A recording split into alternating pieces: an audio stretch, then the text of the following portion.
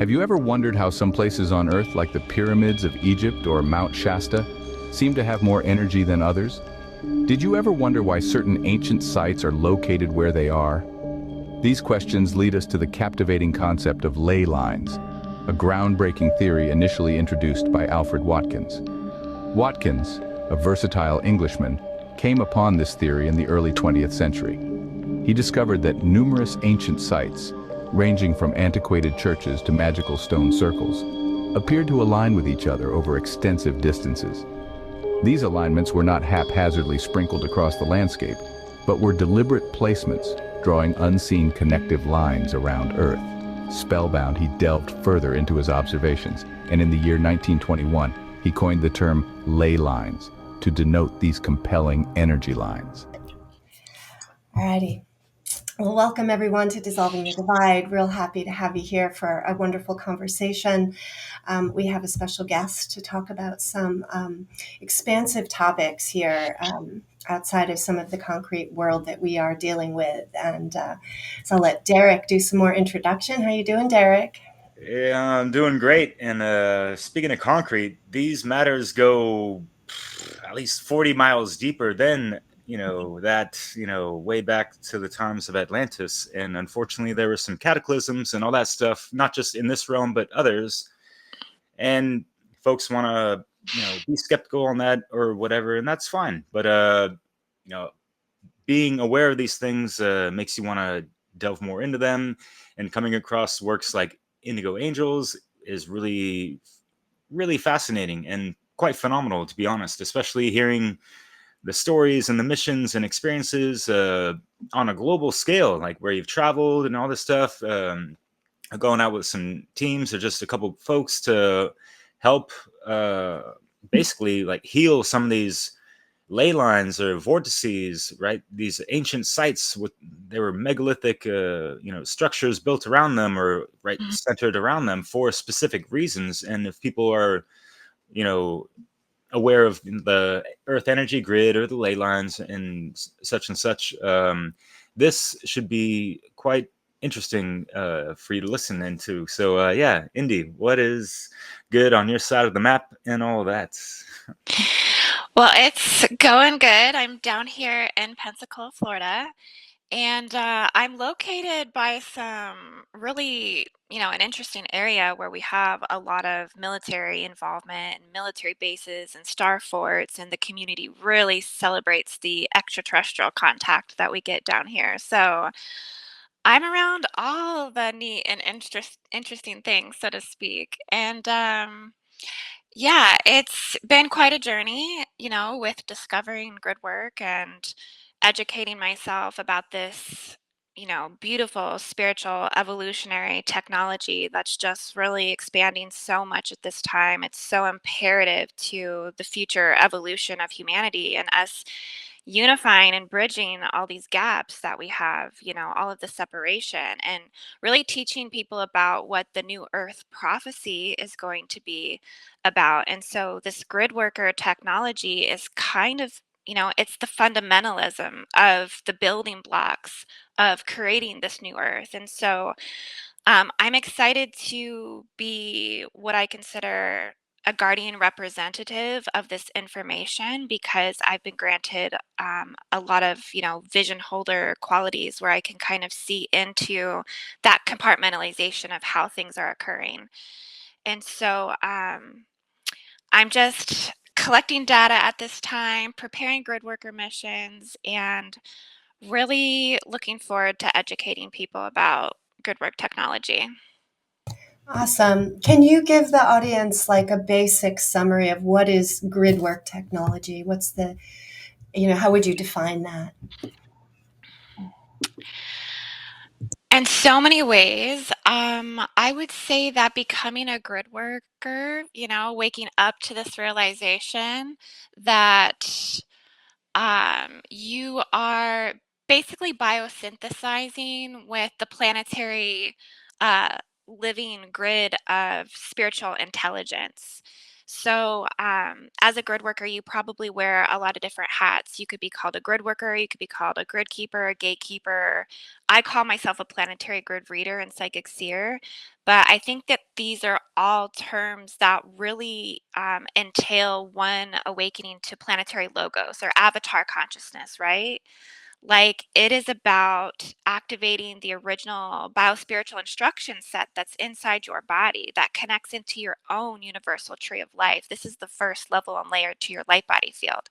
This then links and merges into the planetary's universal tree of life. So we have these really organic holographic structures that are this complex biospiritual science, actually, but it really means embodying the earth as source self. It really means identifying with those internal spiritual structures and those mechanics through self actualization of this anatomy.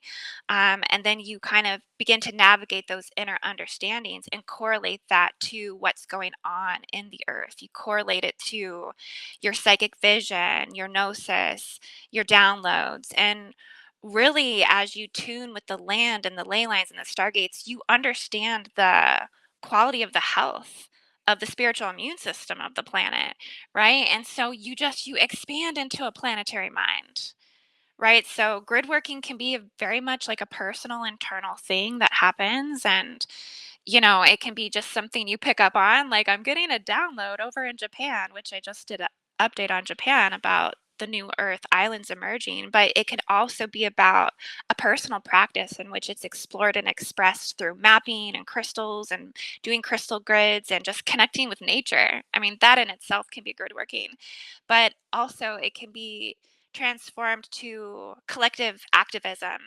for not only correcting and shifting dark and evil things that exist in the planet, like extracting the evils and just really working to harmonize and neutralize the energies, and in alignment with divine will.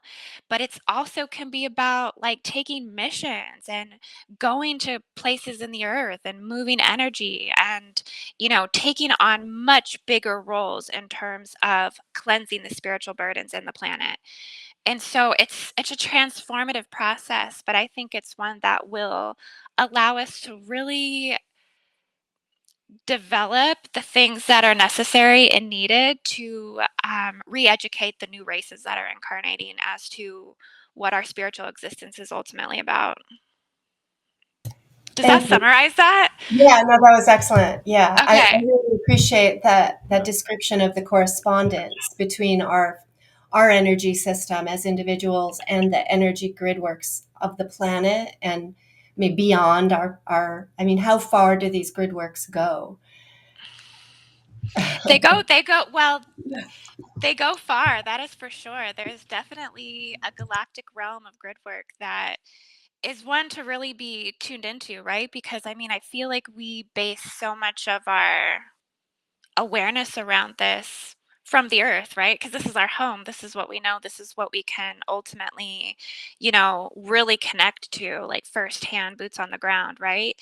I think your remote viewing capacities and your ability to really kind of bilocate or even just have really deep levels of psychic depth perception to access other grid structures on other planets. Something that I've just been recently tuning into, like getting more vision as to what's going on Venus, what's going on Mars, and even Andromeda. So it's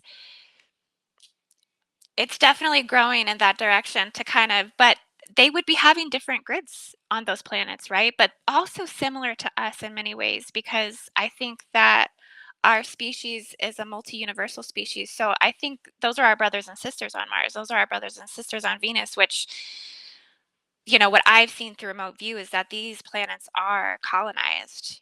They are already, there's lots of things going on there, and there's lots of agendas here on Earth to keep us in the dark about these things. NASA just being one of these things, like a global hoax, and basically, organizations that were implanted to play that Decepticon role, to, covert our attention back to questioning ourselves and poisoning ourselves here on this planet and limiting it within the control structures of the forced frequency fences, which is an artificial grid that exists on the Earth as well. So they like to density lock us and hit us with bioweapons. And, that's a whole can of grid work that goes into the intel of how the control matrices exist here, because it's a part of the grid work as well. That right. So I'll ask one more question and hand it to Derek. But how does it brings up the topic of protection and discernment, right? And as someone stepping into this and wanting to learn and be active in this, how do you teach people how to discern between the benevolent and malevolent types of forces, or what is a true grid versus a manufactured sort of false template? Yeah, we definitely talk about that a lot. I teach about it in my grid work facilitator course 1 and 2. I have 2 different courses that teach about this. It's really about just educating on galactic history. I mean, a lot of this goes back to galactic history and the story of, humanity's origins and what happened with the guardian races versus the invader races, and what race lines and species have been here designing artificial grids and installing planetary weapon systems. So it's really just about educating yourself to what is here, um, and then knowing that we also exist kind of on a battlefield. I mean, Earth is definitely where everything plays out. And so it's also about building spiritual wisdom and inner resilience to releasing fear program. Um, and understanding, the way the body functions, your own biospiritual energetic field, and how you can maintain it from being basically hit with artificial weapons that might be held holographically within an artificial matrix within the planet. Like, how do you work through these things? And knowing that you will encounter these things, and just not being in fear of it, and really learning how to become that grid working ninja, so to speak, and know what you serve, know who you are, know what you stand for, having a strong spiritual backbone in the face of all of this informational war, consciousness war, and consciousness adversity. You know what I mean? Like, to um, build those mastery skills so that way you can, be unaffected more so, but know that there's gonna be things we're gonna have to overcome as a collective as well. There's gonna be things that come through. Like, it's about the challenge of our existence here, and being adaptable and being able to recognize when things are not right and what can we truly do to assist. Like, knowing when it's time to actually be proactive and step into your empowerment with your work and with what it is you truly stand for and believe in. You know what I Yeah, mean? yeah. Yeah. Spiritual Yeah. self-defense. Yeah, and I feel like that's something that the earth also provides for us, because yeah, we have these artificial and taken over and hijacked grids, but we have organic systems as well. We have organic intelligence here.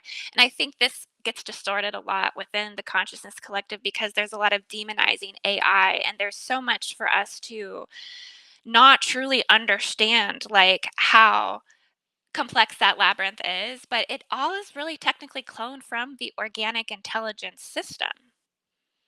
So, really, you can bypass the artificial frequencies, you can bypass the electromagnetic infiltration and all of just the weaponry that's used to control our minds, the mind control programming, the MK Ultra, and all of the experience. I mean, you can get to the core of the true intelligence. And I call that the mother grid. So there's kind of like this spider mother grid that exists in the planet that's really holding the true 1313 magnetic code of the planet. It's truly holding the 1212 electromagnetic field code, and it's holding the organic models of light matrices in which build the evolutionary spiritual divine design for humanity. I mean, that's first and foremost. That's really what contains all reality on this planet. Like, even this picture you have behind us here, like, it's making me tap into that. Like, it's built off of light and sound, really, in geometry. But the light itself, there's a radial matrix within that holds lots of diversity.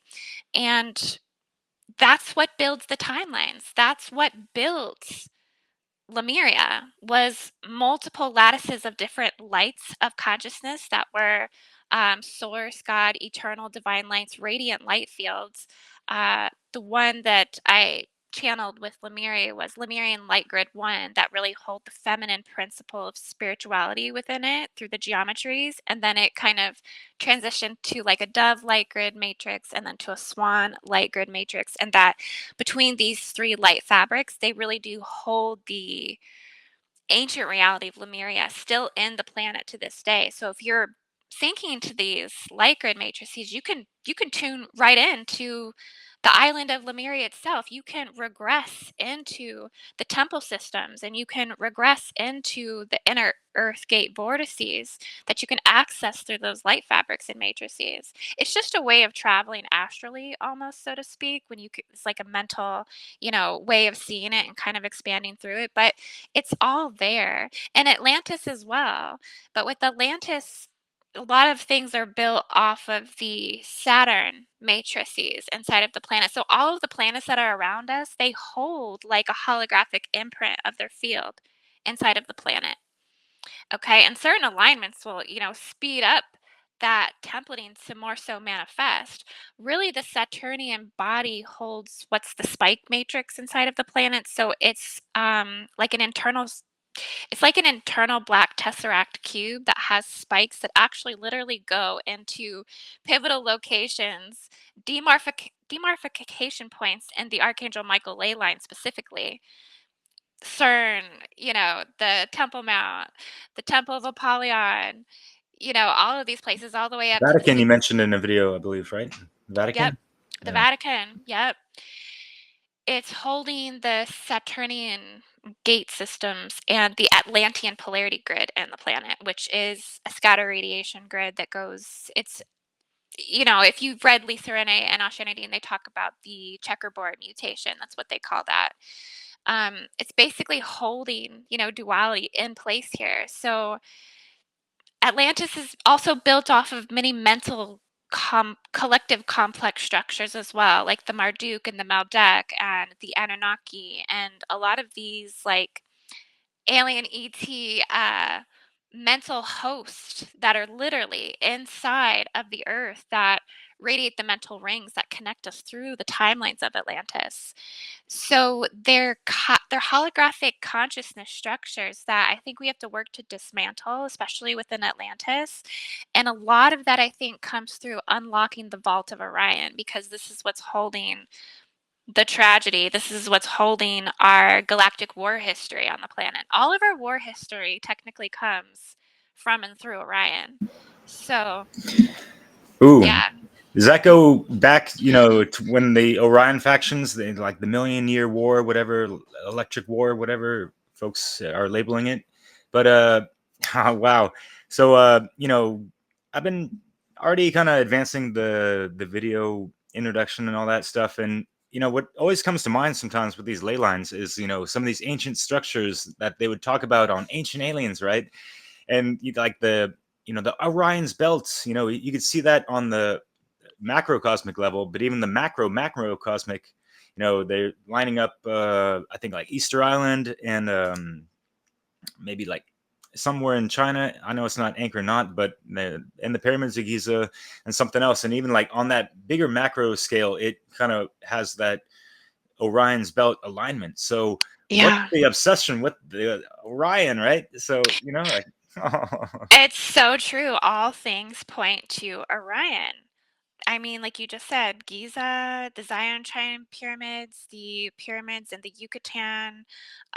If you look through a lot of the Freemason architecture in Washington, D.C., and Paris and London, you'll find all things that will align to Orion. You'll find so much like symbolism that's pointing to it. And so I think that's there by design, and I think as humans, we would be foolish just to continue to be like, I wonder why the pyramids in the Giza complex align with Orion. I think it's telling of our human origins. I have had visions that, the Earth itself descended from the Orion system, and that it may be a part of our human origin history that we should take a deeper look into to understand truly like the nature of our behavior, the nature of our genetics, and what these different types of reptilian bloodlines and the hybridization programs and the forced breeder programs that occurred here. Because until we can get to the root of that stuff, we're really not in that vault of Orion, because I think our human origins have come through forced breeder programs and experimentations and hybridization programs that descended from the Orion system. I think those things existed off this world and out of this planet before they ever existed here. It came from somewhere else, and I think it came from Orion. And so there is this perspective, people have that Orion is the League of Doom, and like there's the Drax, and there's the Odedicron Omicrons, and there's the negative ETs, and all of this that's occurred. But my answer to this is that we have to go into it. We have to really start to just like stop running away from it and start facing the issues like head on, because the only way out is in and through, right? Like it is a form of spiritual bypassing to just continue to say the Draco reptilians and it's all the Orion's fault. I mean, there are guardian races and nations that came from the Orion system as well, and that's muddied in the water. So the true message of Orion isn't really even being told because there's so much hardship and challenging energies around it. That's for sure. I can't help but notice some of the words that are familiar to us from the last few years, like Omicron and spike, right? And, you're bringing up this connection to Atlantis and Saturn and the cube and the spike matrix, right? And I'm wondering if, you might just comment a little on how is the last few years, the events somehow connected to the active, these dark forces. Your thoughts on that? Yeah. Well, it's kind of crazy, right? Like the whole thing itself. Um, I have a picture, or a video of the Black Tesseract Cube. It's on my website, actually. Under my coursework tab, if you went down to Gridwork Glossary, you could find the Black Tesseract Cube of Atlantis. But um, this, somehow came about during the Atlantean seeding, whether it was the first cataclysmic timeline or the second. I mean, I believe it was between the first and the second events of the Atlantean cataclysms that these probably would have been the closest points to the origin markers for just dismantling and the fragmentation and separation that occurred with Lemuria. But basically, there was this, templating that came into the Earth manifestation fields that really was developing like the negative AI and the beast machine consciousness in the planet, which beast machines would be, I guess they would be like technology that just would be very detrimental to the earth and to the planet and to the living beings on this planet, right? You mean like the And metatronic reversals and stuff, right? yeah, right. Yeah. Like machines that basically promote death culturalism and distort the organic intelligence field. And so this is kind of, I think, what gave way to a lot of the negative AI consciousness was this Saturn cube, was this, black Saturn tesseract core. And so that's kind of, really like I think what radiates inside the planet, and it's taking us back to the concepts of like the hypercube. Did you ever see that movie with Matthew McConaughey? And Interstellar? Interstellar, yeah. They had that. It's kind of like a psychological thing, but that's kind of what the cube of Saturn is like doing. It's like distorting realities, like interlaying like the illusions, and it's running and replaying a lot of the Atlantean timeline field into it. So a lot of that connects into the outer beasts of the planet. I've always said that, like CERN, like those particle accelerators, like that's a detrimental Atlantean beast machine technology that exists. The spike matrix running into that, running the reversals into the planet, killing the land consciousness, traumatizing the land. And I think also, um, distorting space-time reality for human beings. And it's what's it called where there's like you know those things that happen and occur where you remember it one way and then it's like all of a sudden different? The butterfly effect or something, like Oh yeah. causing these things to happen. It's also, I think they can implant wounding into these accelerators and also run it into the land, like this collective crucifixion wound that's binding us all, right? Persecution wounds, like the biblical Templar distortions. I think they can also put these under their accelerators and run it through the land, literally run this through the ley lines as they, run all of the distortions in and through the frequency fences. And this is a form of mind control. Right? Like, they've been experimenting on this in so many ways. Like the Greys, ETs brought this into the planet. They brought this through the experimentations, the Philadelphia projects, the Phoenix projects. This was kind of when they exploited a lot of this technology, and it became more synthesized with the central intelligence agencies and the Willy Wonka systems, the government and all of this, that it's was then used, and weaponized against humanity. So all of this really stems from this Saturnian spike matrix. And this is, it's basically a humanitarian harvesting station. I mean, I've literally seen like human blood running through this thing, and it's supported through, fallen virtues, fallen world systems, which is anti-life, basically.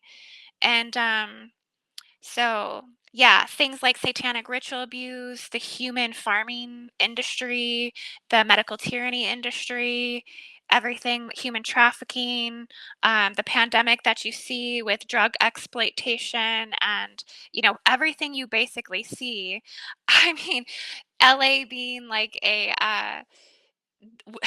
California is like a third world country with like a very like prestigious elitist community, right? And you see that with all the homeless people. Like this is kind of what these technologies give way to, is the mind wiping and the blocking of the fourth dimension and the fourth strand of the heart, really. Like, and this goes in with the genetic programming as well, with like the human abduction and human hybridization and experiments, when they've been creating these race lines to basically come in as soulless beings, or come in as NPCs, or come in as um, people that are just not set to awaken in their biological marker for the next 300 to 400 years. There's a satanic soup of all of this stuff that's happening. So this is why grid work comes back to grid work being so important, because we recognize where these blockages are occurring in the land. We recognize where it's occurring in our communities. And it's a spiritual practice to go in and alleviate a lot of these burdens as much as we can and tie in the organic systems to help restore and regenerate. This is why the mission in Kauai is so important, is because it's an inner Earth gate site. So there are, ancient technologies with the ancient builder races, which ancient builder races holding 12th dimensional blueprints within their energy bodies and fields. They had technology through sound and light healing to go in and access the inner Earth gate and literally extract evil out of the planet. When these things were found, that they were doing these things, that they had these abilities, there was tribal genocide, there was tribal wars, there was lots that came against these people that had the true 12th dimensional human blueprint to actually aid and assist the planet. Like, they were attacked. So this is the return of this wisdom that we're trying to impart and be a part of, and not let these ancient spiritual knowledge die. Like, this has to keep, and it is finding its way. It is happening, on so many levels. So much movement happening at this time. Yeah. Before we hit record, you were sharing about the process of studying and working with locations and grids. And could you explain a little about that, your process? Studying and working with grids, yes. Well, it's definitely a personal process, a spiritual personal process, in which you learn to connect with your own inner psychic mapping system of the planet. For me, that was really through the universal tree of life and recognizing that those spheres and those gateways in an electromagnetic geometry that's inside of your in your body, beneath and at the core, even of your chakra system, right? That this is kind of your internal roadmap to accessing stargates on the planet. So for me, it was simply about just working within that in my body, but that can translate to, for me, cartography, and for other good workers to build uh, crystal grids on maps and to charge the ley lines with intent and focus on certain areas that you might be called to send energy, receive energy, work on energy. I mean, your mission work can be very personal and private, but it can also be collective and shared within groups. That's a significant part of it because I think you recognize it, the connections that open up just by building those first couple steps, right? Like seeing how you're maybe given remote view access more, or seeing how you're charged and that called in something that manifested more information from that timeline.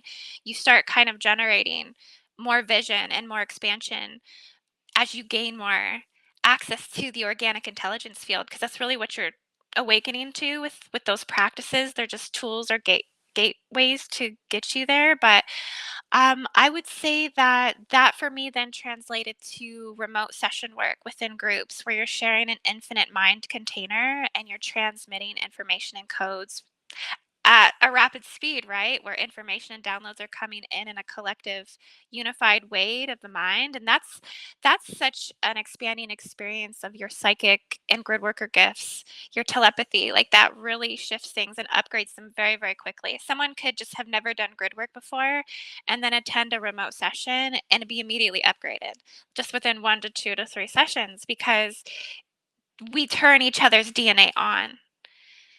Right, so someone could be not so activated, but we just have a conversation and then they just feel the upgrades, the activations. While they're getting turned on to that frequency, their field just expanded. So then they're going to have to go collect all those codes. It's going to collapse and expand into the geometries and the genetic codes of their DNA, and it's going to rewrite their system. And then they're going to re-upgrade back at that level.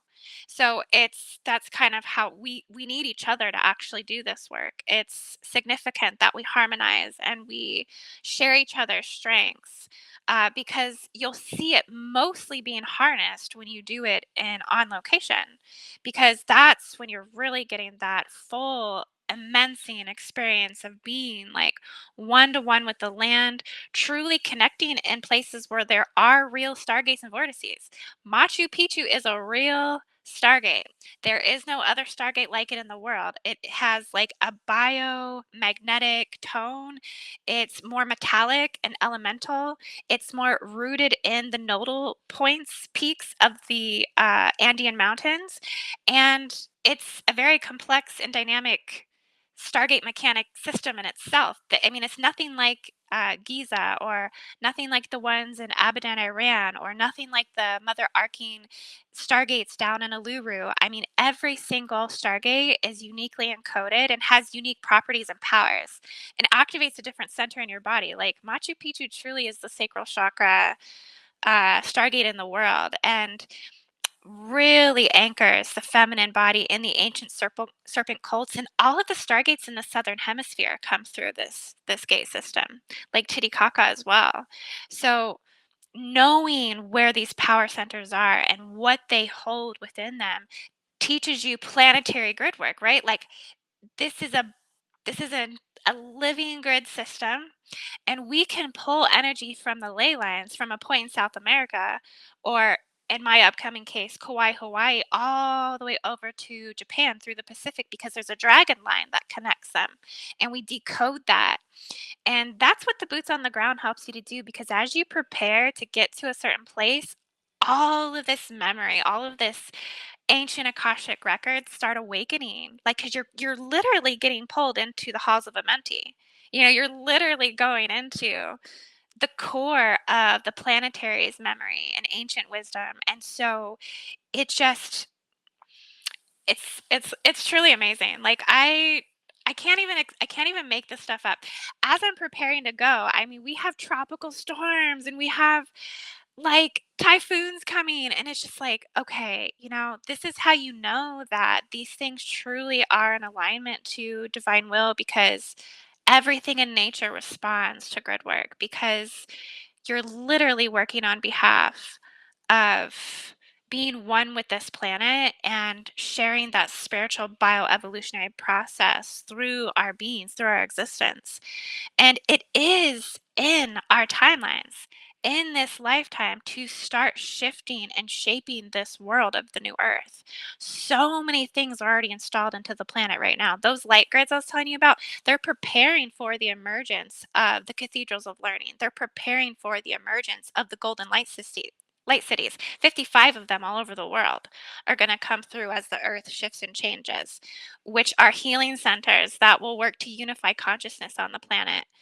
And there's so many more things that are coming. The golden forest, that will manifest in the north above the 44th parallel. This will be coming from new encrypted elemental command centers in the planet, where the volcanoes are changing this transformation in the elemental command center of the planet. They're literally recoding this to a heightened and upgraded elemental system. So all of the kingdoms are getting upgraded: insect kingdoms, elemental kingdoms, animal kingdoms, fungus kingdoms. Like, they are becoming more intelligent, according to the organic intelligence, through the planetary's ascension process. So when we have visibility into this and we can interconnect with the living organic matrix, we can see into how New Earth is creating herself, and then we can stand behind it. You know what I mean? Because we know the process and how it's occurring. And there's really no argument. I mean, with some of these, gosh, the MAGA types and the people who are, like, real oil possessed and working for the big corporations, or enslaved under greed, and just have crucifixion wounds in their heart, like enslaved to the old earth systems. These are the ones we have to really bridge the passageways for, is to help people to open their hearts, you know, um, to see more of it. But I don't know. I go off on a tangent, you guys. Okay, that's a lot. Yeah, and it sounds like with Hawaii that you have an intuitive, a received message, a connection to that place, and then going there, doing work there, but also really studying. You had mentioned studying the history of the place, looking at the indigenous peoples, and that is an important part of this discovery as well, right? Yeah, thanks for Yeah. saying that, because that's such a key part of it. I think any place that you decide to do a grid worker mission on, personal or with a group or however you go about that, you have to honor that land. You have to respect that land. You have to know its history. You have to know the people and the tribes and the ancient indigenous culture that was there before. And you need to know what their spiritual practices were, because these were the walkers of the land before you got there. But also knowing that this doesn't belong to anybody. None of this land, and this is where a lot of that egotism has to clear, right? And that predatorial reptilian force that's actually hybridized and bred into human race, is understanding that we don't control this land. We don't, it's not ours to really stake claim it. These flags and stuff that they put in on the moon or wherever they're going and doing that stuff, it's just ridiculous. I mean, this is the egotism of humanity, because really, I mean, it's for us all to share. The land is for us all to share, but it's really just about in the way in which you move, which is through honor and respect. And aligning to what feels, connected to the divine will and to source, because yeah, we can go in there as indigo type 3s and extract that negative energy. We can extract all the entities and do that stuff, but have there can be karmic retributions for such things. And this is also a learning process within the indigo type 3 templating, because there is something within an indigo type 3's mission to be an extractor, to be one that can collapse and dissolve the negative things. But you have to understand where those things came from, what they're rooted in, what they're attached to. and really work from a way of an observative lens, and a way in which you're not disrespecting things because there's such a well of that vault, right? That goes down into like where things occurred or came from. So really finding the core and the source of where things are bleeding out, trying to always get to the depth within the land, within the culture, within the people to do that extraction work more so. But that's a more skilled component of grid work, I think for sure, is learning how to deal with reversal gate systems and reversal mechanics, the anti-life codes, and the things that truly are demonic and satanic and Luciferian in nature. And that's pretty much all over the main areas, all of the major coastal cities. I mean, that's what's basically there. So you notice a big difference when you work on a reversal system versus going to somewhere that's not. Like Hawaii is not a reversal system. Like this is a 5D gate. This is a 5D inner earth gate. So you won't experience the detriment of the reversal code so much.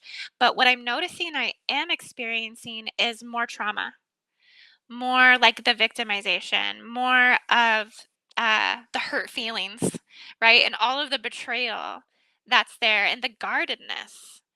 So, understanding there's sensitivity really everywhere you're going to go, whether it's a reversal or not. And yeah, understanding the culture, the history, the heritage, it allows you to see full 160 degrees what you're dealing with, and allows you to approach it in a way that I think you can bring blessings to people and you can bring blessings to that land and not be taking from their cup and more so filling it. So the 5D places like that, it's about giving back. You really truly have to give, and you have to love and honor a lot. Yeah.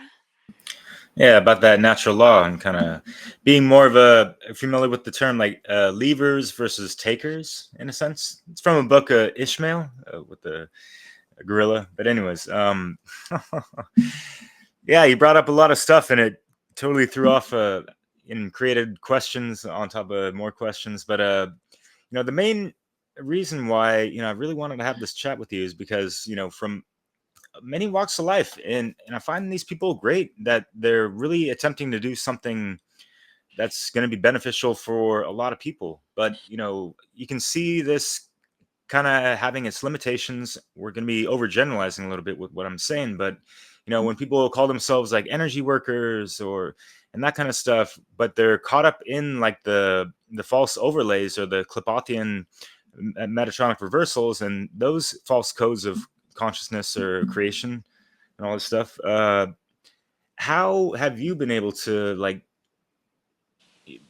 and it's not about avoiding argument, but being able to reason with them so they can see your logic or even beyond logic, because some of these things and concepts, it goes beyond kind of like the trivium version of logic and reason and all these things, right? So when you're that intuitive and you can actually see things for what they are, and like hearing you talk about like, like when you were really the realization of being a grid worker and being actually able to see like the inner structure of the earth and that kind of stuff, and probably like your inner templating as well, as above so below, of course, right? So and I'm thinking like, wow, how can I be on that level kind of thing? Like I ain't no grid worker, nowhere close to that, but Oh, but you you just will hear be. people You trying to will like be. virtue signal or whatever, like, yeah, I'm like so spiritual and this and that. It's like, are you sure? Like, do you know about these things? And like, if you're quick to refute them, like, why? Because there seems to be a lot of ego attachment to like these cool sacred geometry codes and yada yada, right? But how can we really bridge that gap of, because we need these folks on our side and they could be such powerful alliances, right? But I see people hung up on certain things, as I mentioned before. Well, the ascension process in itself is an individual experience for every single person. So that's why we got so many on so many different levels, right? Um, as they continue to go through the shifts with the planet, like their DNA is going to evolve. It is going to rehabilitate. And the old limiting beliefs and matrices that they might be currently tied into will dissolve and they will shift. And it's all about their own personal timeline and their biological ascension markers. And when that occurs, according to how dense is their body, how much carbon do they have in their body, how much reptilian gene code are they working through, how much from the Orion system or the Draconian system do they got going on? Like for some, it's a real karmic tie in this life to, be very much on the more challenging end of things and have to really overcome uh, more of the predatorial force within them. And so it's a process of one relieving these blockages, releasing implants. I talk about the implant systems, because not only do we have the weapon systems in the planet, but this is also in our body as well, right? Like these blockages come in the form of implants and they come in the form of blocking you off in certain areas of your consciousness in which you have to self actualize to release that. You have to really understand what that is and you have to grow into that consciousness to see it and then remove it from your life. So, really, I think when you get into situations with people where you're really feeling that lack and you're feeling the control, right? Just educate yourself because you can step into an educator role because that's really the best way is just to teach, is just to stay neutral and observe and patient and tolerant and caring and kind because we all know that that projection of that negative ego is something that's consuming their own light within them. And it's them being unable to truly dismantle the fall programming that's within them. And they're struggling. They're actually struggling. Like they're not actually free and clear of limitations. And it's a force that consumes themselves once there's no one else for them to consume outside. So it's really just educate, hold the gateways open to the new earth possibilities, hold the gateways open to the higher consciousness for them, and just stay in the higher timeline as a living way of being and practicing your life. And of course, it's not easy all the time. Like we are allowed to be human, we're allowed to fall, we're allowed to struggle and move through that, and have to process that's a part of our planetary contract because there's things collectively we have to shift and grieve and work through together. This is where all the astrological alignments come into play. We have our Mercury retrograde and all this stuff. Like we're, collectively having to clear some stuff and those war timelines as well that exist. Some people are very encoded and have a lot of past lives in World War II and maybe were a part of uh the side of the family that was ran through the death camps and things like this, so they're coming back in this life with maybe some anger, you know for each their own because it's their own personal process of clearing that. But this is where learning who you are really is so important, that every individual is allowed to really understand their own authenticity and what makes their own spiritual biological mechanics work. I think you can't force anybody and you can't continue to drag the dead horse to the water type of thing. Like you just have to stand in light and just shine your light, and once they feel the light from the darkness, they'll be like, "Oh, that's actually warm. What's going on over here?" You know what I mean? And then they're gonna come to you anyways, like a moth to a flame. It's I, Yeah. I get what you mean. I encounter a lot of warfare myself personally when it comes to grid work. I notice that there's a lot of like individuals that are taking on missions and then it's kind of like, well, we did this mission over here and we cleansed this gate and we closed this stargate and we did this so nobody else can go and work on it. Da da da da da da da. This is control. This is, you know what I mean? This is not unconditional love. This Ego. is this is not unity, right? They might truly believe that, right? But there's always more angles. There's always more to the picture. There's always more because we're all like connected. And it's not always all processed. They might have processed this chink in the chain, but this group's coming in to process this part of it. And so really we have to start showing support for other grid work community groups. And this is where my vision around this has been something that, like, I really would like to implement a global social organization for grid work to help support grid worker groups across the board, creating social acceptance within grid work, and allowing that to be a place where people can learn how to unify the technology more so than work through the limitations of our humanness within it and understand, what we're creating together more so. Because there's also social, I would say, I don't know if I want to say dangers, but with all things, with all beliefs, there comes opposition, there comes rejection, there comes blame and shame, and oh, casting of black magic, and da da da da da. So again, this comes back to, how do we educate people? How do we, like, get people to understand, the true nature of this? And there's some people that just probably will never understand it, but it's also not their time to understand it.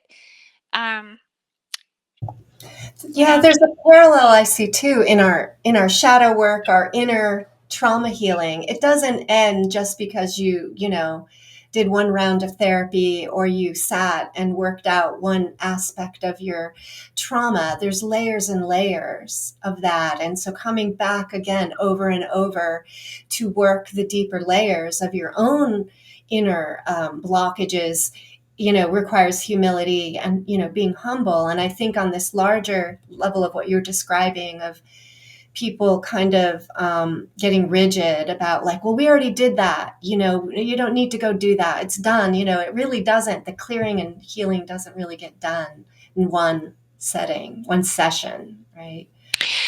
well, a lot of the human history and trigger wounds and tragedies and genocides and holocausts, a lot of these wounds are truly ulcerative.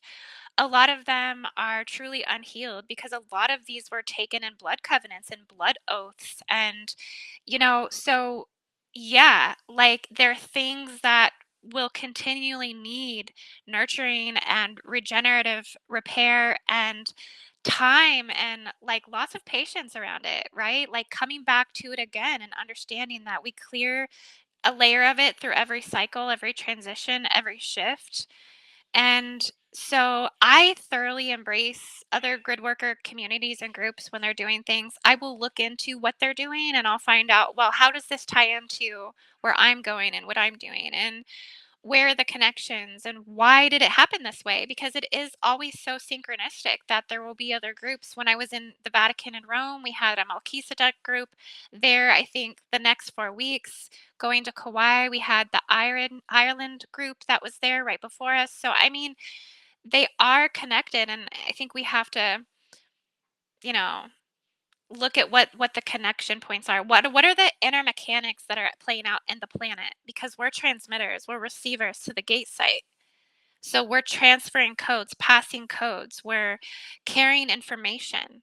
We're opening up the vortices and expanding that information into these other places because it's necessary and it's divinely guided and divinely, it's a part of the divine blueprint.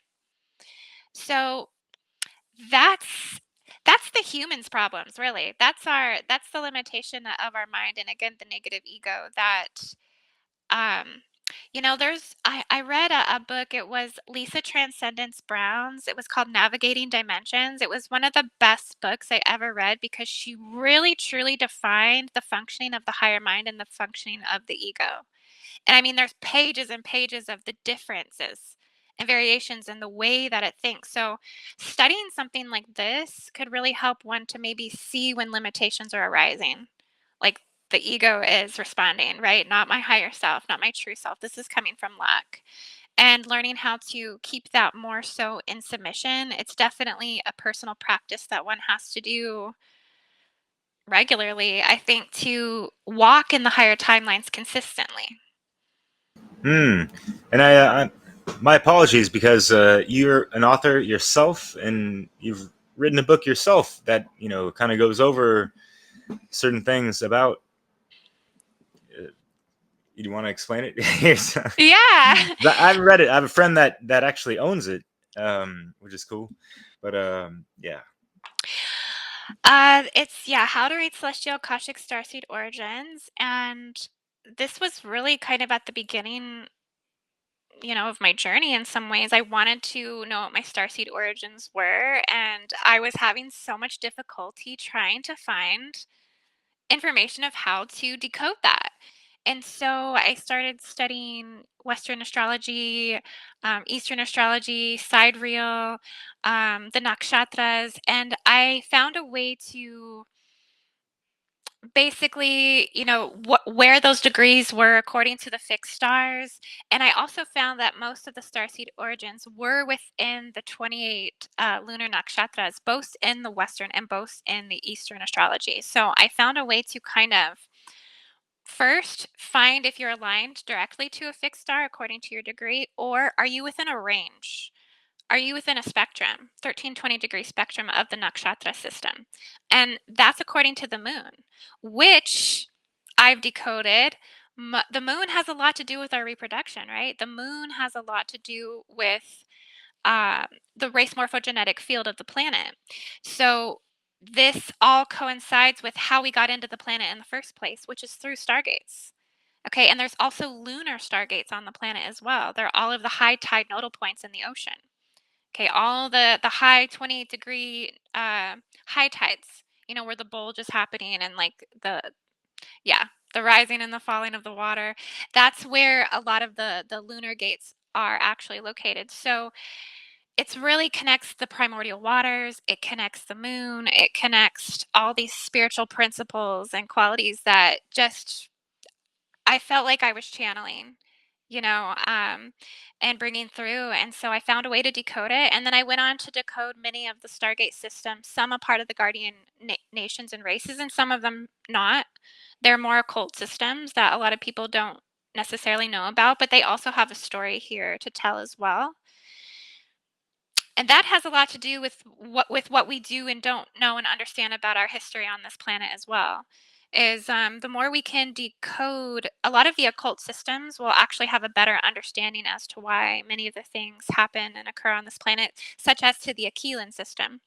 The Aquilin system was an occult system in which I decoded that it's not really a guardian race. They're not really in coalitions or contracts to be in service to others, but they are in coalitions and contracts to the invader races. I mean, the military system basically is infused through the Aquilin symbolism, the eagle, all of it, all of the major dominating military forces on the planet. And so, yeah, and these are things like we haven't decoded, like what is it about this system and the Aquilin nations and races that they've defined military on this earth? That's interesting, right? So I've been trying to work on that one more with understanding how that one ties in. But it's definitely a very powerful system, and I think it has a lot to do with the Lyran Wars and why that even happened or occurred. That it was an internal betrayal that happened within the avian systems, the Stymphalian birds, Lyra, Cygnus, and Aquila.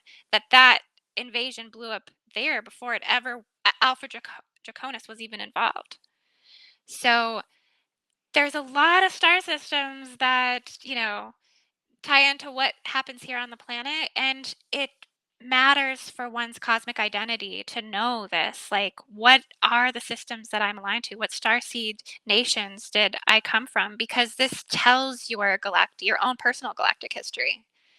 And that's really imperative for one to know, especially to know who they are and what they have to clear within themselves. I mean, you, you could get your starseed origin reading done and kind of interpret, hey, I have a lot of Sirian and Orion in my chart. I'm not saying I do. I do have Orion and Sirius, but I don't have a lot. But I have maybe like a high percentage of some Anunnaki DNA here. Okay, let's look into what the Anunnaki is. What am I dealing with? What am I working with here with my codes?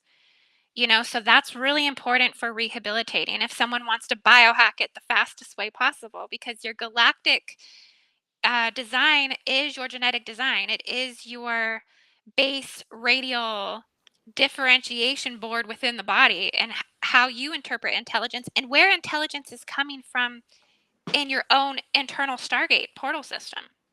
Like, where are you being streamlined information from?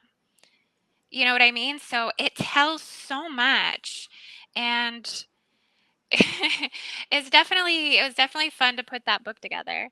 I think I might be rewriting it though soon, honestly, because I'd like to upgrade it. But in due time, I'm working on another book at the moment. So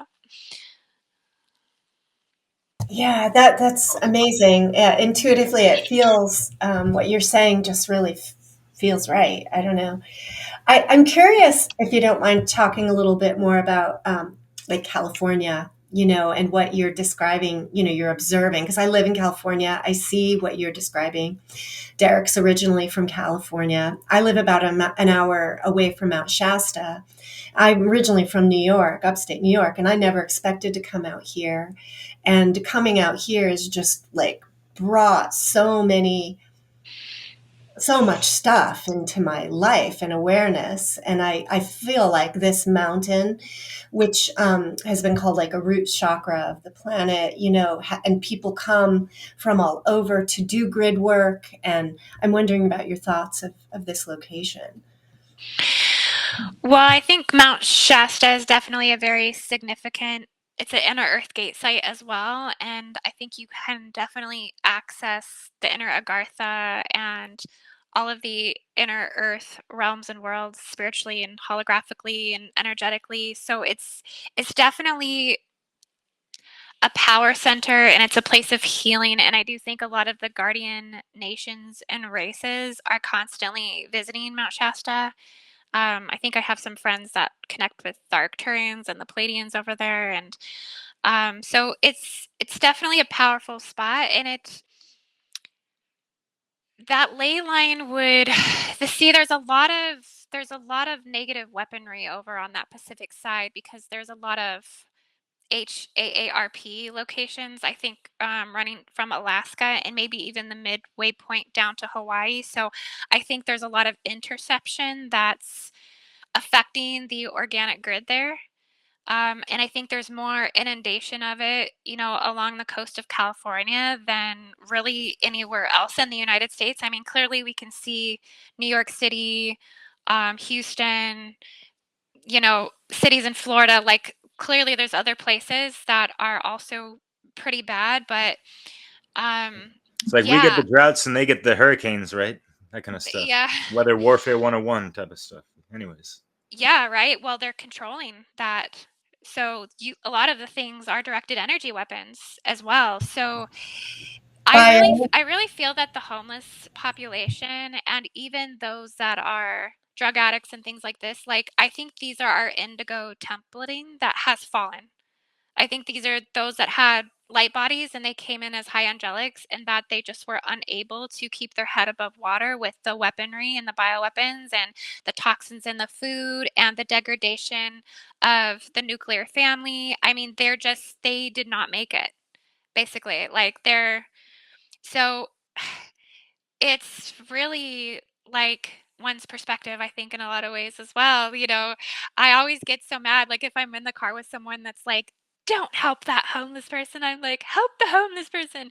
I mean, I get that there's this frustration. All these people just want a handout and then da da da. Sorry, my internet just took a dip for some reason. No worries. Thanks for reconnecting. Interference, right? Yeah, yeah, interesting. I was just telling Derek that your observation or theory about the homeless, it resonates with me. I've worked as a mobile counselor, crisis counselor out in the field and where I live, and talked with a number of the homeless and people who would just be called, psychotic crazy, right? They're brilliant people talking about this depths of understanding of what's going on. And it fits with what you're saying. I just wanted to confirm that. Oh, yeah. Thank you. Because I truly believe it. Yeah. I mean, there's definitely a spectrum of mental illnesses that are like playing out across the board. But I mean, isn't that what awakening can also be perceived as too. I mean, I remember in the beginning of my awakening, like my whole family thought I was like really cuckoo for Cocoa Puffs for a long time. So, I mean, it's just it's all relative, but yeah, I really wish there was so much more we could do because I do think that some of these directed energy weapons create actual like fields, like reality bubbles and spheres in certain areas. So like and it will alter people's perception. So you can have like a homeless person and like a super rich person like right across the street and this person will like never even see this person because there's like a reality template around them. They cannot see it. They can't penetrate it. It doesn't even like phase them. Do you know what I mean? So that's what they're doing is they're separating the reality templates and spheres. That's what the checkerboard mutation is. That's what the Atlantean polarity grid does. And so the extreme Atlantean polarity grid templates definitely running through California. I don't know. California to me is a harder place. I have a lot of starseeds and indigos that I think are struggling there, unless they're in an area that they're more out in nature. Yeah. And near where I live, they're burning up nature. They're just burning the forests. Yeah. Yeah. See, this we need well, California was on my list of places to come and do actually. I wanted to do um a grid worker event in LA, but I just was so worn out because I just had done DC and that took so much out of me. The reversal sites, like you have to prepare and then you also have to repair after you do them because there's so much dark energy, that you're transmuting and clearing and you're going through the frequency fences, you're literally passing through them, and so your body's actually getting more radiation just traveling, and so, yeah, there's a lot of rest after you work on a reversal site that can take a little while to bounce back from, especially if you're HSP, like, highly sensitive person, which I am, so, um, I was gonna wait until, like, I got charged back up, my battery got real full, and then maybe think about doing LA. But then there's like the safety issue with that as well. I think each place requires different strategy, right? Like, how do we navigate this? Where are the best places to go and for what reasons? And so it requires a lot of, research and introspection into that before you just jump into it. Because if I'm going with a group, yeah, my number one concern is always safety. I want people to be safe and feel like they're taken care of and that that we're free to truly do this work but also remaining somewhat inconspicuous. In the beginning I used to wear my big angel wings. Yeah, I learned not to do that, so got me a little bit in trouble, How but do you? I want to wear them someday. I'm going to be able to wear those, I'll tell you Yeah. what. Yeah. How do you recommend people do their inner repair work, their healing, their recovery, self care work, energetically? Well, there's so much that goes into that, that's for sure. I would say for me personally, it's really about supporting my body. Like understanding what foods do you need to really sustain your spiritual immune system because your immune system is also your spiritual immune system. It does correlate to your light body. So, if your immune system is weak, your spiritual immune system, like your astral field and your auric field, will also be weak. You'll be more infiltrated. You'll be more like things will attach to you more easily because they'll find a lot of weak holes in your field that they'll attach into. So, supporting the immune system as much as possible is really imperative. And for me, that's juicing, keeping high vibrational foods coming in the body all the time. Um, Meditating and ritual prayer. I think things like this. Detoxing is also very important. Fasting, fasting is a rapid way for spiritual transformation. So I always really do recommend that. And then I think having spiritual practices that really do work, understanding where you are at in your journey. Are you somebody that needs someone else's spiritual healing to help you at this phase? Or are you more advanced and things aren't working anymore. So now you need to start designing things for yourself, right? Learning where you're kind of at in your own evolution and what you need to keep accelerating the expansion of your consciousness. Don't just stop or give up because, oh, these things don't work anymore. There's a reason that they don't. It's time for you to design it for yourself. And that's how you continue to upgrade your intellect and expand your capacities within higher evolution, is by pushing and forging new ways of doing things and discovering new things on your own.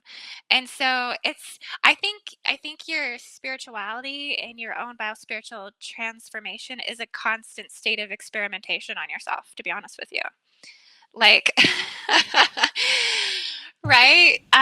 They change or evolve over time, like you're saying. So don't get stagnant in your routines. Yeah. Yeah, definitely. And continue to learn and continue to practice keeping your heart open. Yeah, because that's another thing. I think we close down and we get really fresh. I think relationships are the hardest thing here on this planet. Like it's the hardest thing to work through and overcome. So keeping your heart open, giving everybody truly unconditional love until they show you otherwise, like that you can't give them that. But I think it's about sustaining integral connections, and because you can't really do you can do this spiritual work alone, but it's so much more enjoyable when you can share this path work with others that are truly in resonant with you. Yeah. Great answer. Yeah. Yeah. Top spiritual hygiene tips. Yeah. It takes a lot of work. It's not easy. It's really not. Yeah. We're up against a lot, and but we do the best we can. We have to also give ourselves kudos for the good things we're doing for ourselves. Self-love. Self-love is so important. Yeah, and not giving up too, because sometimes we're brought into some dark places or a hopelessness, and those are often those experiences that are can bring us to higher learning, and so people just not giving up during their hard times. Yeah, there'll always be some shadow work to do, right? So Always, always. In fact, that's a requirement for me to do boots on the ground grid work. Like before I go with a group somewhere, we're gonna do shadow work together because yeah, we need to know where each other's at. I need to know what people's sensitivities and triggers are. I need to know where people kind of are in their own internal processing, so I can also be like the best fit for them as well. You know what I mean? And like it's a way, like our shadow work, it's vulnerable work. And our vulnerable work is what makes us human and what makes us likable and what makes us relatable. And without that, we can't build heart-to-heart connections. Like it's the pathway into understanding one another, understanding one another. So, yeah. Yeah, it's imperative work, especially for grid work, especially when if you're going into a reversal gate and nobody's done no shadow work, expect the demons to just fly and eat everybody alive. Like that's what will happen. So it's a form of protecting the group to focus around those things. Yeah. wow, yeah, brilliant. Very good I like that. point. So yeah, bring it back to the grids. Because a lot of people like they're not going to relate with you're talking about Octurians. What do what is all that? But to just keep it in this realm, but you can go off on whatever. But as far as like some kind of segue for people to relate and just get keyed in and have their curiosity spread into this kind of work, have you ever kind of mentioned things like you try to mention something about gridworks and like, oh, what do you mean? And they just don't have a way to understand or interpret or whatever. You're like, well, hey, about like the crystal caverns or something like that, or like geysers, what's up with those, right? Or even hot springs, what's up with these natural phenomenon where there's so many different degrees of temperature or whatever, right? Wouldn't you think that there's some kind of high levels or lower levels of energy or something else involved? It's not just thermodynamics, but something possibly more deeper. Think about it, like are those like ways that you've been able to like introduce this stuff to? I mean, you're at a higher level. I'm just like, Yeah. for anyone that wants to, introduce, I guess, like a rudimentary type of thing, like, I think a rudimentary type thing is just like grounding, just, connecting with trees, connecting with nature. I mean, that's the rudimentary level, truly. And then I think people start awakening more to, well, there's more to the flow of this river. Oh, this must be a soul river line. Oh, this is a cleansing souls all the way down to yeah, Texas or something, So it's like, um, yeah, I think everything on a level of just the beginning of this walking the spiritual path for spiritual self relief and spiritual self um groundedness, right? Like all of these things, like it's the gateway to it for sure. But then it's definitely a process of waking up more to the way your own spiritual anatomy works, and then coming to the realization that this also links and syncs and merges with the planetary spiritual body and its geometries, its holographic and geographical anatomy, and oh, this is one and the same. So it is definitely advanced levels of ascension awareness, consciousness, mechanics, understanding. And yeah, someone might see this for the first time, and I'm gonna sound like what I sound like word salad. I get that a lot. People say, "Oh, this new age word salad, da da da da da." But this word salad comes from upgrading my intelligence, from doing the things that I'm saying I'm doing when I'm interconnecting with the organic intelligence grid. That's where it comes from. I'm upgrading my DNA. I'm upgrading my intellect, so I can use these words and know how to interchange them with what I'm saying, and that it makes sense inside of my head. The more you listen to it, the more that it starts to turn things on. It starts to expand the consciousness. Someone might listen to me, their field will expand, so they'll get the transmission. The information of what I said doesn't matter because there are certain key points that will initiate strands of the DNA, and then it will collectively filter through their consciousness a couple weeks from that point. Do you know what I mean? So I always approach all transmissions, all energy updates, all information as speaking from the level in which I interpret it. I don't ever downplay anything for someone that might not be on my level. I say, if you want to learn, then come watch and learn and grow with me. I have a lot of people who followed me for years and they're like, okay, I've learned all this stuff from listening to you, and now they're fluent in it. You know what I mean? So we're just we're just guides helping each other, get the information, and we're just stair stepping each other through this consciousness expansion. So we take part in roles in each other's journey for so long, and then you outgrow that person and maybe their message, and then you're kind of on to someone else that's going to continue to expand you according to what your soul mission is here and what you're aligned to do here, because we're all going lots of different ways with how we're doing this. It feels like we're separating in so many ways, but we're actually not. We're actually not. All of this does ultimately come back into a unified field where we need to separate for some time to go do that individual thing and that task and then come back and unify again. So, yeah, I think anyone that's just beginning and they're meant to be a good worker, it's meant to happen because what's destined for them, it will come. It will come for them. It's the law of attraction.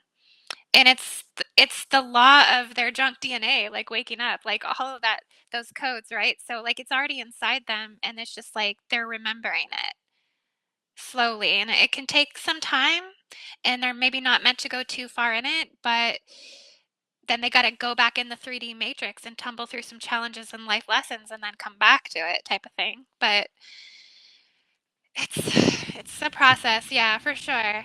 I It wish feels I like wish I could connect more to like the newbie beginners though, and like bring that I in. love how you're describing it because I can relate to what you're saying, of being drawn to experience situations, kind of not even being consciously drawn, but being brought to situations, exposed to language and energy that felt important somehow, but I didn't cognitively understand, couldn't give you the rhetoric back. It wasn't at that, but feeling some kind of inner change, or maybe an opening to an energetic experience. And then, over time, it's almost like a toggling, like you're saying, of, like expanding into this other foreign place, but then coming back to the 3D reality and dealing with the conflict with my children, and then which catapults me into growing as a mother and reflecting on my shortcomings and the walls that I faced in this human life, right? That then opens me up maybe to another expansion in this realm, that feels so foreign. And it's funny because as I'm listening to you, I'm following you intellectually in a way that I wouldn't have been able to do a year ago, probably. So it's interesting. Yeah. Well, the language is such a gateway for us. And that was one thing that really came to me through the Lyrans. Like when I was initially being activated to all this stuff, like frolicking in a field for hours, just like, yee, light codes. Uh, the Lyrans told me that I would use language as my light language. That language itself would be the gateway, vocabulary, like poetic and um, following how language can activate the mind and activate the consciousness in the field. That us introducing higher levels of this is what's needed to really push the collective consciousness to expand past the old limitations, the old ways of thinking, right? To help to see that there's higher forms of telepathic communication, even that we can access through utilizing higher forms of language. So it's very significant, and it will be a part of the new earth design in the cathedrals of learning. These will be centers that ignite from the grids that come in to reteach humanity a new way of existing, a new way of learning, a new way of thinking. And so it will come through language. Language is it's going to change. It's going to shift, and yeah, we're getting a lot of crown chakra expansion right now at this time. We're getting a lot with the pineal and the third eye, that the glandular systems are upgrading, and the higher mind, the oversoul star chakra on the planet is also activating at a much higher level and degree of consciousness. And so, yeah, the intellectual codes, we're becoming more mind, we're becoming more mental, because it's imperative that we learn that our thoughts create our reality. Our collective thoughts create this reality. So, as we become more conscious and we get more of those downloads, our minds will sync and we'll learn how to collectively manifest through our thoughts together in wholeness and unity. That's going to be a really far future thing that happens more when the crystal cities begin to emerge and things like this. But it is it is how it's gonna go. Like if you look at Venus and the consciousness on Venus, that's how they communicate on Venus already. It's very much a unified um, crystal telepathic collective mind experience on Venus versus here as an individual experience. So yeah, we're Cool. becoming each other through the mind. Like it's really neat. It's really interesting. It's Yeah. transformational. Yes, but transformational, especially when the parallel negative timeline is about the transhumanist stuff. We're not going to go into that. I just wanted to mention, it's not a question, but have you seen these things before? Are they like dowsing rods? Yeah, and they can test, like a square meter meridians of the energy. Are you Yeah, and you can also like determine where the ley lines are with them as well. Yeah, my girlfriend, let me borrow these for what she's had this. She's an acupuncturist and all that stuff. So yeah, it's always had me curious and stuff. And like, yeah, you don't want to be stuck stagnant, especially have your bed on one of those negative side, and that might be part of that checkerboard, inversion, right? So Mhm. if all things are energy and frequency, and this is like a divine planet and realm, why would there be like the negative side? It's like that false polarity overlay, the false duality in a sense. Well, it's there to control humans. It's there to control our minds because the war is over our thoughts. It is over our consciousness because the controllers understand that our thoughts create the reality. So they have to Yeah. control the thoughts. That's what the propaganda, the programming, the MK Ultra, all of that is about. And so those frequency fences exist to lower your frequency. I've seen that. I mean, when I did a deep dive on Dubai, I mean, I would tune in over there and I could see like white static electricity and noise, like impaling everybody the fourth through the sixth dimensional field. Like there's no vision, they have no access. It's a mind wiping field. So everybody there is sluggish. Everybody there is tired. Everybody there is feeling sick. Everybody is confused and functioning from their lower chakras because that's all they have access to.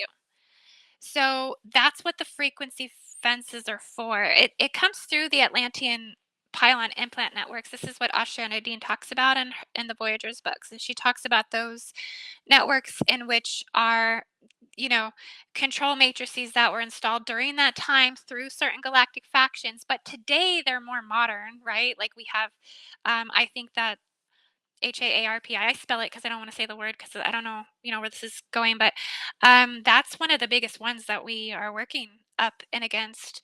And that one itself literally emits electromagnetic radiation up through the south and all of the coastal regions in the United States at nighttime. They do this for like 13 hours straight. They have Doppler radars where they just show all the like we're being micro radiated.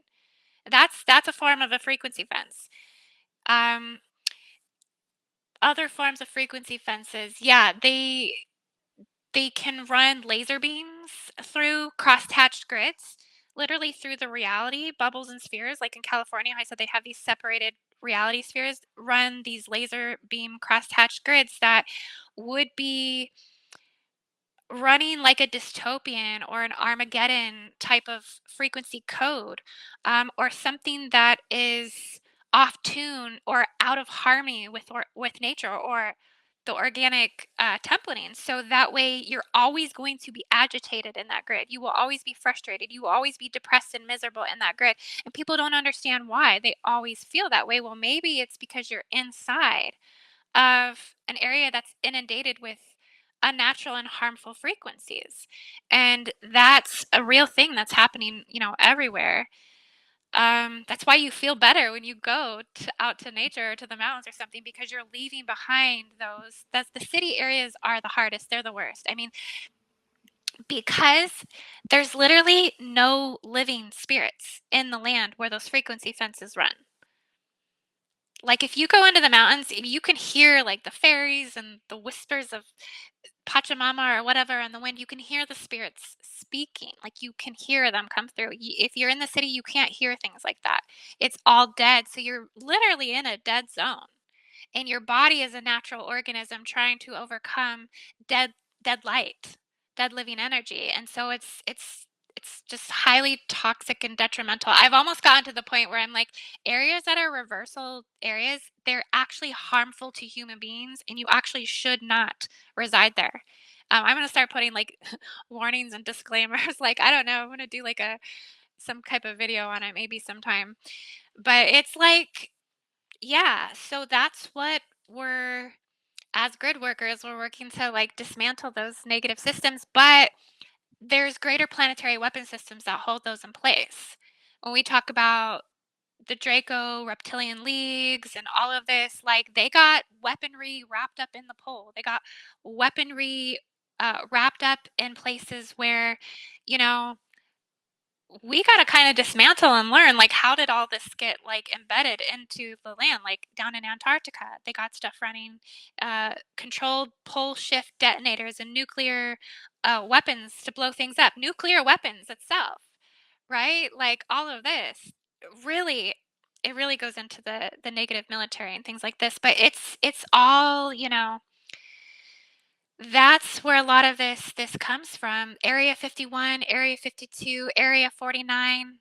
These are frequency fence facilities that are monitoring the frequency fences that are being emitted, basically working with negative gray technology and things like this. So it's it's crazy. It's just crazy. Like the satellite systems as well in the sky. the sky heaters, everything that they're doing to retract the rays of the sun, alter the solar energy. It's just it's just really there's a lot that we can see is going on that's working against humanity, but it's all to control humanity. They're so afraid of us learning that we're so much more than just this planet. They're so afraid of us learning about the existential colonization of our universal matrix and how it goes so much beyond this because they're utilizing us here as a food source. They're utilizing us as, yeah, well, we're a part of the resource system, basically. Why they fight for the real resources like the gold and the oil and all of this and take our value systems off planet. We're so clueless as humans, we don't even realize they've removed most of the value, the things that are valuable to them.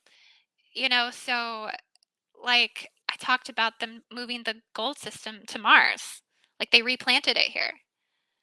The gold's not even on Earth anymore. The Anunnaki done dug it all out and took it off planet. You know what I mean? So now we're fighting over the fiat system. Right. Which is how. What is the fiat system? It's energetic, right? It's not a real object that's earthly created, right? So it Yeah. can they put. I don't know. Can you talk a little bit about that? Does that fit in at all? Yeah, the fiat system is basically paper dollars. It's paper money. So it's just that there's no backing, right? There's no value that's backing up the wealth system, especially here in the US. And even globally, nationally, worldwide. Like the bulk of the gold initially was underneath the Vatican. Like there used to be reservoirs of gold up underneath the Vatican, and that all was removed and I think taken off of planet. And so it's really about it's a black magic monetary system, a black magic fiat system in which the Illuminati, right? The symbols of the Illuminati are on the dollar. So every time we even do energetic exchanges, we're actually like on some level it's not blessed because we're still pulling in the occult magic and black magic of the elite and the Illuminati and the Freemasons and the Templar systems and the entity of Baphomet in which stands behind the Federal Reserve. And we are exchanging through that black magic enslavement. So that's why a lot of people, I think, can't unbind the abundance hexes, right? Because they're in debt, they're in hexes, they're in curses with money. So it's like there's so much like, right? It's like you start thinking about it, it's like, oh my gosh, this is just Yeah, and Yeah. it's kind of that control of humanity. But the silver lining, as you mentioned, it is that they're trying to control humanity with all of these multitude of control measures because of the ultimate, the true power of humanity, the potential. Right. And right. we only got about like 15 minutes before we gotta end this. Leslie's gotta go, and obviously 2 hours. We're not trying to ask too much more of your time. Been graceful with us, Indigo. Really appreciate it. But yeah, so I don't want people to get black pilled thinking about all the doom, because it's not doom and gloom stuff. Because yeah, as Leslie mentioned, they wouldn't be doing all these things if they didn't recognize the potential that we actually have. Unfortunately, a lot of people don't recognize that within themselves, and so we'd like to encourage that for folks to explore more and all that good stuff. So for folks to get out of this mind like, oh, we're in a prison planet, all these false overlay ley lines and all this stuff, we're energetically trapped. And like as you mentioned, the music is being played with an extra A to the distorted harp, if you will, whatever, right? Yeah. But so how can we, I guess, conclude this with some empowering thoughts and messages, and ways that we can kind of bring that unifier of folks on the fence with these types of subjects, and ways of life, kind of Yeah, well, it's definitely not all doom and gloom. I think that we amplify what the negative ones are doing and what the diabolical, devastational, degrading, all these, the degradation of humankind. I mean, we have to acknowledge it. We have to identify it, because we have to be able to talk about it, because this is how we find solutions, and I'm very connected to the original seraphim progenitor soul lines and races. And what I'm being shown is that the angelic and heavenly realms do truly exist here to support humanity. They do truly work within the life and death passageways to help us transmute like the collective trauma and the collective pain and the collective war. But that ultimately is the crux of humanity right there, is what we're unable to process through the afterlife, what does have us come back through reincarnation harvesting and matrix traps to come back and have to redo it again. So it Saturn, is what? truly, it's huh. Oh, so Saturn, what? Yeah, right. So it's about healing us ourselves. It's about purifying ourselves. It's about healing the planet, and it's about, for me, and what I see is the true evolutionary spiritual technology of grid work, that this unifies us by helping us to be participants in building the new earth world and realm, and understanding what these new earth concepts and what this new earth consciousness is going to be like, so that way we can embody it more and become more like it, and start to become way showers for the new world, because everything has to transform from within.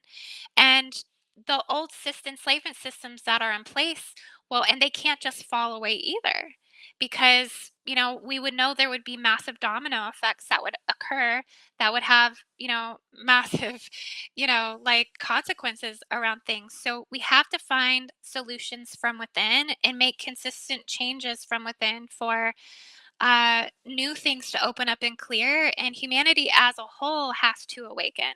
We have to get to that 10% tipping point where people truly are getting to this level for there to be that massive consciousness shift, where the consciousness really does start to accelerate in the ways of the expanded, higher realms of consciousness, the new earth consciousness, that this is allowed to kind of manifest and unfold itself. And there is a timeline for this that's occurring as well. We don't ultimately have to worry about that. That is something that naturally is occurring as the planet's body ascends. And we're a part of this bigger universal ascension process that happens. But of course we worry about it, of course, and we want to be a part of the shifts and changes, and we're eager to see them happen, because it's hard for us to go back to these regressive states and watch these old limiting things like Gaza and like genocide still happening, and like we're in this new age, but we're not, because we're not taking care of the old things. We're avoiding. This is the result of spiritually bypassing, and so humanity has to awaken more and more to this. And I think it's happening, but more people need to use their voices, show their gifts, transform the monetary system through spiritual based businesses and mindsets, transform the medical system through spiritual healing and getting people off of pharmaceuticals, and learning new healing technologies and pathways that get people to these higher levels of consciousness to really be able to make those changes and shifts. We have to get new earth aged thinkers into our local politics and then national politics, so that way we start bringing, because it has to come from within. It's always been this way. It's always been where we transform from the inner core, just as new earth births itself from the inner core of the earth as well, because what's on the inside becomes the outside. So it's it seems almost impossible, but when you can hold the vision and you can know it and you can manifest it in your dreams and in your meditations, you start to sync with the rest of the collective that's also doing it. And then you start to get acceleration. You start meeting people that are on that wavelength, that are working with you. And it's happening for me, like across the board, more and more people coming in my field that are just gifts. They're just so in alignment to the building processes of New Earth and creating the new Earth mindsets and working together. And And it's powerful, it's transformation, it's hope, and it's for each one to get to co-create themselves within this. Like, yeah, Yeah. that's a positive note. Yeah, that's beautiful. And yeah, holding that vision seems so important, and separating from our own doubts, right? Recognizing that doubts are just parts that pop in, that's not telling the whole truth and the whole picture. But if we can see it and we can think it, then it's possible to create it, right? Yeah, Yeah, definitely. yeah. What do you think, Derek? Yeah, I really appreciate and love what you had to share with us today. I'm quite aware of these things. I lack, things with the whole, like, the inner, planetary workings within myself, and I guess correcting and healing some of that stuff. But yeah, as far as just what people should really take away from this is that we have so much to be grateful for living on Earth, and to I guess I don't like to say like fight for, but like defend. Including and especially ourselves. We're supposed to be the quintessential essence. That embodies all the elements, and having that a higher conscious expression, and to create, co-create, and make love music and all these beautiful things, right? Yeah, definitely. It's all about gratitude. 100%. It's about waking up every day and seeing the beauty and the bliss and the joy and living from creation and yeah, getting to hold those timelines in place. Like it's a challenge, but you can do it. You can do anything really, truly that, you can visualize and you can see within yourself. And yeah, I think it's a beautiful time on earth, honestly. I say this all the time. Like we're living in a really interesting time, but such like an evolutionary time. Like and it's I want to see it I want to live here for a long time. Like I'd love to be on earth for the next 3 to 500 years. I feel like I have a lot of work here to do. Like, I just want to pick back up where I left off. Like, you know what I mean? Like, keep anchoring all this eternal consciousness in the planet because that's what the emerald gateways, the emerald activations in the planet. That's what they do. They bridge all of the unconditional love to the eternal love fields, the eternal source love fields. So, yeah.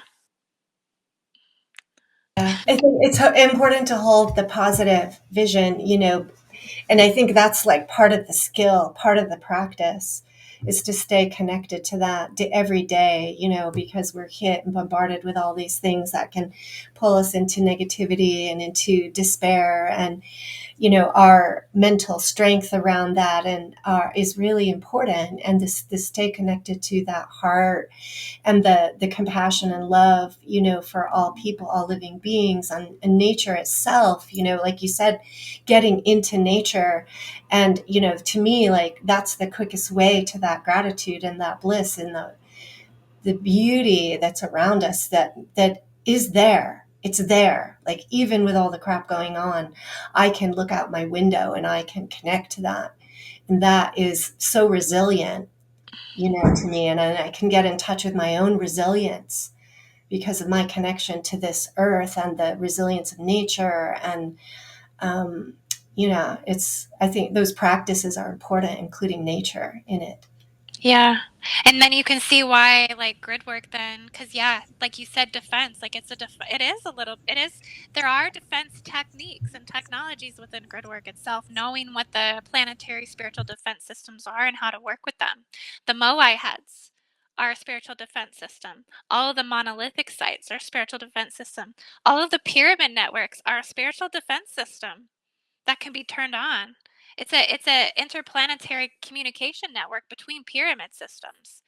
It's like it's a meta, like a meta or a Vecca quantum intelligence system, but there's these planetary, yeah, networks that coexist, that if we get the ancient technology, we can turn these things on, and then this will combat the negative forces. They say that the Moai heads, that if you have like certain tones and frequencies, that you can actually move the rocks in certain positions. They'll actually move the rocks. I know this sounds like crazy, like woo woo, but the rocks will move in certain formations around certain vortices that activate a spiritual defense system, in the fact that there would be some sort of like Armageddon or detrimental geological upheaval that would occur to annihilate mankind. It would come like in the nick of time, kind of like a sci-fi movie or something, like right before they stop the comet or something. Like it's kind of like that. Like there's Like the actually Fifth things like Element that. movie.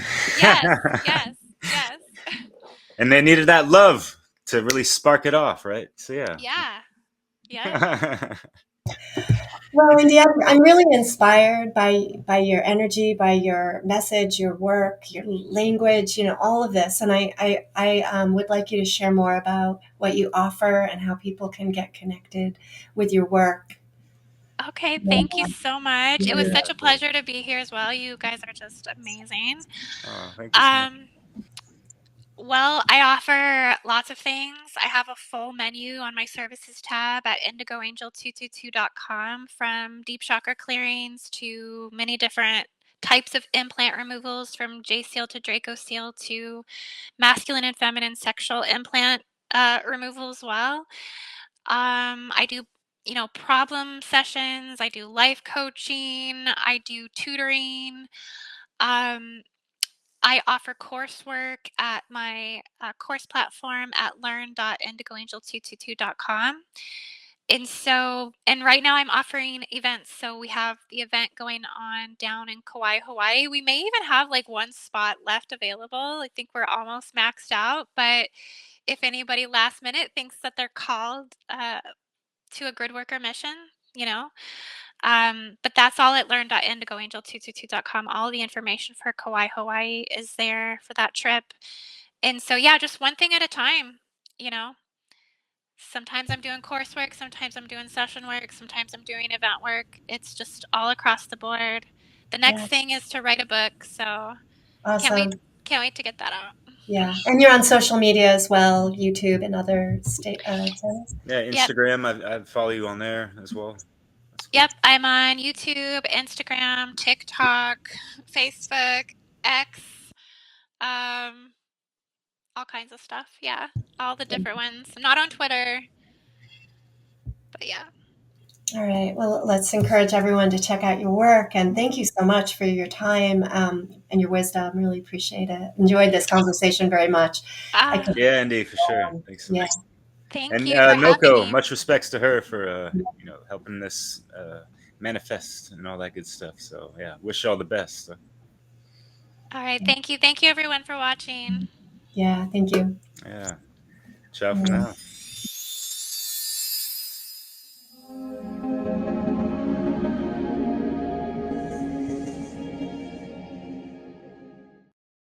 Are you ready to become a master of gridwork facilitation?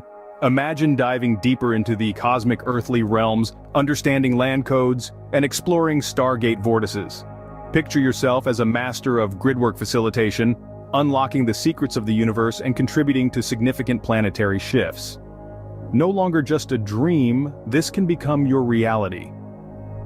Welcome to an intensive exploration into the advanced techniques and profound strategies of Gridwork Facilitator 2.0. This is not just a course, but a comprehensive journey, a voyage through the intricate landscape of gridwork facilitation. This course is more than just an education, it's a transformation. It's about equipping you with the tools and techniques necessary to initiate significant planetary shifts. It's about empowering you to become a beacon of change in a world that is constantly evolving. Scene script. But what does this course cover? It's an in-depth exploration of the cosmic earthly realms. It's about understanding the complex language of land codes. It's about mastering the art of navigating Stargate vortices. It's about becoming a master of gridwork facilitation. Are you ready to embark on this journey? Are you ready to become a master of gridwork facilitation? The cosmos awaits you.